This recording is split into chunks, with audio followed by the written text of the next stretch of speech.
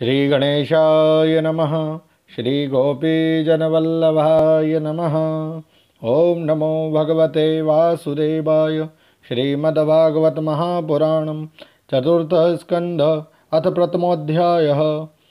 स्वयंभुव मनु की कन्याओं के वंश का वर्णन। श्री मैत्रेय जी कहते हैं, विदुर जी, स्वयंभुव मनु के महारानी शत्रुपा से प्रियव्रत और उत्तानपाद इन दो पुत्रों के सिवा 3 कन्याएं भी हुई थी। वे आकुति, देवहूति और प्रसूति नाम से विख्यात थी। आकुति का यद्यपि उसके भाई थे तो भी महारानी शत्रुपा की अनुमति से उन्होंने रुचि प्रजापति के साथ पुत्रिका धर्म के अनुसार विवाह किया। पुत्रिका धर्म कहते हैं, पुत्रिका धर्म के अनुसार किए जाने वाले विवाह में यह शर्त होती है कि कन्या के जो पहला पुत्र होता है उसे कन्या के पिता ले लेंगे। इसे पुत्रिका धर्म कहते हैं। प्रजापति रुचि भगवान के अनन्य चिंतन के कारण ब्रह्म तेज से संपन्न थे। उन्होंने आकुति के गर्भ से एक पुरुष और स्त्री का जोड़ा उत्पन्न किया। उनमें जो पुरुष था वे साक्षात यज्ञ स्वरूपधारी भगवान विष्णु थे। जो स्त्री थी वे भगवान से कभी अलग न रहने वाली लक्ष्मी जी की अंश स्वरूपा दक्षिणा थी। मनु जी अपनी पुत्री आकुति के उस परम तेजस्वी पुत्र को बड़ी प्रसन्नता से अपने घर ले आए और दक्षिणा को रुचि प्रजापति ने अपने पास रखा। जब दक्षिणा विवाह के योग्य हुई तो उसने यज्ञ भगवान को ही पति रूप में प्राप्त करने की इच्छा की। तब भगवान यज्ञ पुरुष ने उससे विवाह किया। इससे दक्षिणा को बड़ा संतोष हुआ। भगवान ने प्रसन्न होकर उससे 12 पुत्र उत्पन्न किए। उनके नाम हैं तोष, प्रतोष, संतोष, भद्र, शांति, इडस्पति, इद्म, कवि, विभु, स्वन्नु, सुदेव और रोचन। यही स्वयंभुव मनवंतर में तुषित नाम के देवता हुए। उस मनवंतर में मरीचि आदि सप्तऋषि थे। भगवान यज्ञ ही देवताओं के अधीश्वर इंद्र थे और महान प्रभावशाली प्रियव्रत एवं उत्तानपाद मनुपुत्र थे। वह मनवंतर उन्हीं दोनों के बेटों, पोतों और दोहित्रों के वंश से छा गया। प्यारे विदुर जी, मनु जी ने अपनी दूसरी कन्या देवहूति करदम जी को ब्याही थी। उसके संबंध की प्रायः सभी बातें तुम मुझसे सुन चुके हो। भगवान मनु ने अपनी तीसरी कन्या प्रसूति का विवाह ब्रह्मा जी के पुत्र दक्ष प्रजापति से किया था। उसकी विशाल वंश परंपरा तो सारी त्रिलोकी में फैली हुई है। मैं करदम जी की 9 कन्याओं का, जो 9 ब्रह्मर्षियों से ब्याही गई थी, पहले ही वर्णन कर चुका हूँ। अब उनकी वंश परंपरा का वर्णन करता हूँ, सुनो।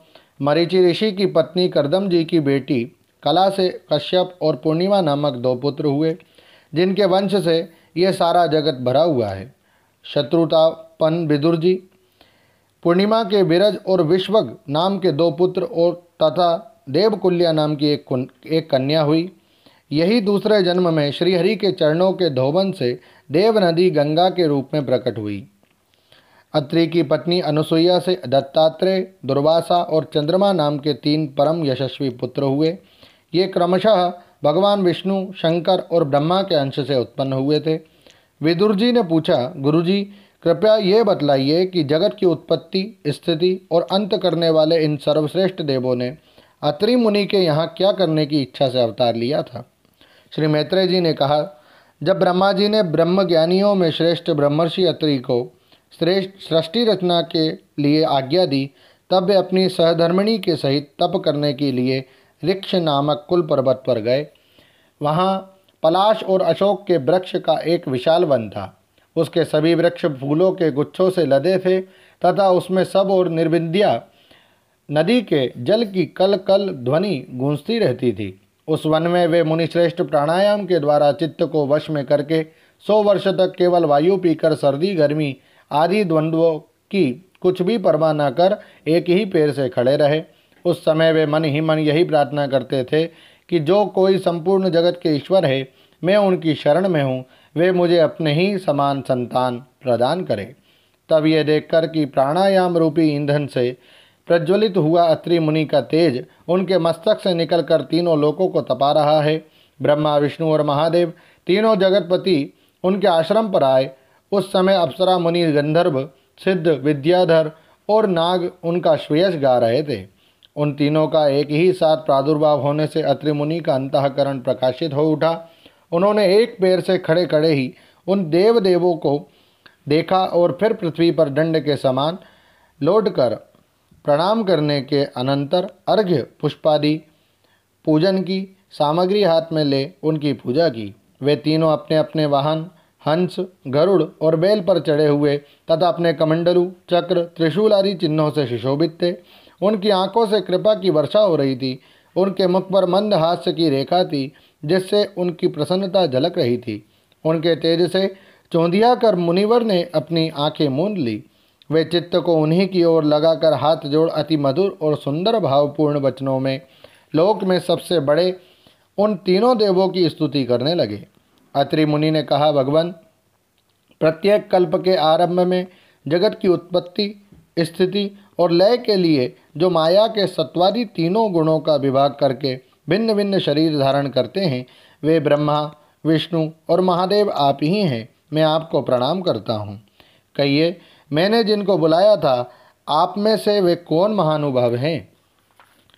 क्योंकि मैंने तो संतान प्राप्ति की इच्छा से केवल एक सुरेश्वर भगवान का ही चिंतन किया था। फिर आप तीनों ने यहाँ पधारने की कृपा कैसे की? आप लोगों तक तो देहधारियों की मन की भी गति नहीं है, इसलिए मुझे बड़ा आश्चर्य हो रहा है। आप लोग कृपा करके मुझे इसका रहस्य बतलाइए। श्री मैत्रेय जी कहते हैं, समर्थ विदुर जी, अत्रि मुनि के वचन सुनकर वे तीनों देव हंसे और उनसे सुमधुर वाणी में कहने लगे। देवताओं ने कहा, ब्राह्मण, तुम सत्य संकल्प हो, अतः तुमने जैसा संकल्प किया था वही होना चाहिए। उससे विपरीत कैसे हो सकता था? तुम जिस जगदीश्वर का ध्यान करते थे वे हम तीनों ही हैं। प्रिय महर्षि, तुम्हारा कल्याण हो। तुम्हारे यहाँ हमारे ही अंश स्वरूप 3 जगत विख्यात पुत्र उत्पन्न होंगे और तुम्हारे सुंदर यश का विस्तार करेंगे। उन्हें इस प्रकार अभिष्ट वर देकर तथा पति पत्नी दोनों से भली भांति पूजित होकर उनके देखते ही देखते वे तीनों सुरेश्वर अपने अपने लोकों को चले गए। ब्रह्मा जी के अंश से चंद्रमा, विष्णु के अंश से योगवेत्ता दत्तात्रेय जी और महादेव जी के अंश से दुर्वासा ऋषि अत्रि के पुत्र रूप में प्रकट हुए। अब अंगिरा ऋषि की संतानों का वर्णन सुनो। अंगिरा की पत्नी श्रद्धा ने सीनी वाली, कुहू, राका और अनुमति इन 4 कन्याओं को जन्म दिया। इनके सिवा उनके साक्षात भगवान उत्तथ्य जी और ब्रह्मनिष्ठ बृहस्पति जी ये 2 पुत्र भी हुए, जो स्वरोचिष मनमंत्र में विख्यात हुए। पुलस्थ जी के उनकी पत्नी हविर्भु से महर्षि अगस्त और महातपस्वी विश्रश्रवा ये 2 पुत्र हुए। इनमें अगस्त जी दूसरे जन्म में जठराग्नि हुए। विश्रवा मुनि के इडाविडा के गर्भ से यक्षराज कुबेर का जन्म हुआ और उनकी दूसरी पत्नी केशिनी से रावण, कुंभकर्ण एवं विभीषण उत्पन्न हुए। महामते, महर्षि पुलह की स्त्री परम साध्वी गति से कर्मश्रेष्ठ वरियान और सहिष्णु ये तीनों 3 पुत्र उत्पन्न हुए। इसी प्रकार कृतु की पत्नी क्रिया ने ब्रह्मतेज से देदीप्यमान बालखिल्यादि 60,000 ऋषियों को जन्म दिया। शत्रुतापन विदुर जी, वशिष्ठ जी की पत्नी ऊर्जा, अरुंधति से चित्रकेतु आदि 7 विशुद्ध चित्त ब्रह्मर्षियों का जन्म हुआ। उनके नाम चित्रकेतु, सुरोचि, बिरजा, मित्र, उल्वन, वसुवृद्यान और द्युमान थे। इनके सिवा उनकी दूसरी पत्नी से शक्ति आदि और भी कई पुत्र हुए। अथर्वा मुनि की पत्नी चित्ती ने दध्यं दधीचि नामक एक तपोनिष्ठ पुत्र प्राप्त किया, जिसका दूसरा नाम अश्वशिरा भी था। अब भृगु के वंश का वर्णन सुनो। महाभाग, भृगु जी ने अपनी भार्या ख्याति से धाता और विधाता नामक पुत्र तथा श्री नाम की एक भगवत परायणा कन्या उत्पन्न की। मेरु ऋषि ने अपनी आयति और नियति नाम की कन्याएं क्रमशः धाता और विधाता को ब्याई। उनसे उनके मृकंड और प्राण नामक पुत्र हुए। उनमें से मृकंड के मार्कंडे और प्राण के मुनिवर वेदशिरा का जन्म हुआ। भृगु जी के एक कवि नामक पुत्र भी थे। उनके भगवान उष्णा शुक्राचार्य हुए।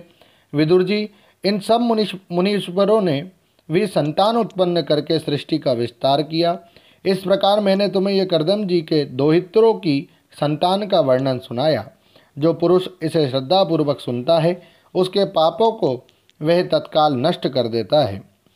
ब्रह्मा जी के पुत्र दक्ष प्रजापति ने मनुनंदनी प्रसूति से विवाह किया। उससे उन्होंने सुंदर नेत्रों वाली 16 कन्याएं उत्पन्न की। भगवान दक्ष ने उनमें से 13 धर्म को, एक अग्नि को, एक समस्त पितृगण को और एक संसार का संहार करने वाले तथा जन्म मृत्यु से छुड़ाने वाले भगवान शंकर को दी। श्रद्धा, मैत्री, दया, शांति, तुष्टि, पुष्टि, क्रिया, उन्नति, बुद्धि, मेधा, तितिक्षा, ह्रीव और मूर्ति ये धर्म की पत्नियां हैं। इनमें से श्रद्धा ने शुभ, मैत्री ने प्रसाद, दया ने अभय, शांति ने सुख, तुष्टि ने मोद और पुष्टि ने अहंकार को जन्म दिया। क्रिया ने योग, उन्नति ने दर्प, बुद्धि ने अर्थ, मेधा ने स्मृति, तितिक्षा ने क्षेम और ह्रीव लज्जा ने प्रश्रय विनय नामक पुत्र उत्पन्न किया। समस्त गुणों की खान मूर्ति देवी ने नर नारायण ऋषियों को जन्म दिया। इनका जन्म होने पर इस संपूर्ण विश्व ने आनंदित होकर प्रसन्नता प्रकट की। उस समय लोगों के मन, दिशाएं, वायु, नदी और पर्वत सभी में प्रसन्नता छा गई। आकाश में मांगलिक बाजे बजने लगे, देवता लोग फूलों की वर्षा करने लगे, मुनि प्रसन्न होकर स्तुति करने लगे, गंधर्व और किन्नर गाने गाने लगे, अप्सराएं नाचने लगी। इस प्रकार उस समय बड़ा ही आनंद मंगल हुआ तथा ब्रह्मादि समस्त देवता स्तोत्रों द्वारा भगवान की स्तुति करने लगे। देवताओं ने कहा, जिस प्रकार आकाश में तरह तरह के रूपों की कल्पना कर ली जाती है, उसी प्रकार जिन्होंने अपनी माया के द्वारा अपने ही स्वरूप के अंदर इस संसार की रचना की है और अपने उस स्वरूप को प्रकाशित करने के लिए इस समय इस ऋषि विग्रह के साथ धर्म के घर में अपने आप को प्रकट किया है, उन परम पुरुष को हमारा नमस्कार है।